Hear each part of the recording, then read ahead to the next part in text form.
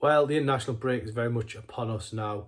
Newcastle United, a lot of players away this fortnight, but I think really the hard work doesn't stop behind the scenes for Newcastle United, and there's obviously going to be a lot of strategic meetings behind the scenes. I know Eddie Howe is keen to work with the group of players that he's got, the ones that aren't away on international duty, and there are quite a few of them, and all that work will be relevant in the next game against Brighton. But I think really for Newcastle United as a club going forward, the January window, believe it or not, it's not that far away, and Newcastle know that they have to bounce back from what was, in the end, a disappointing window, it has to be said.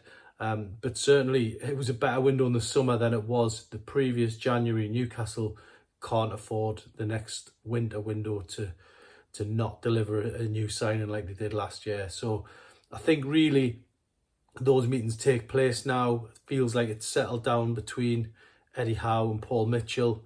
I think they both will have to come face to face at some point and discuss targets. There was a lot has been said about the scouting network.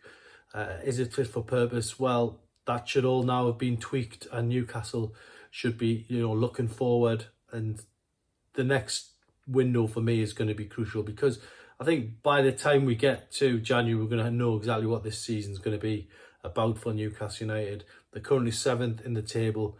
If they can still be in and around that position going into January, then it will be decision time in terms of trying to bolster that squad and bring someone in who's going to help seal that European place. Hopefully it's going to be the Champions League, but we're a long way from that.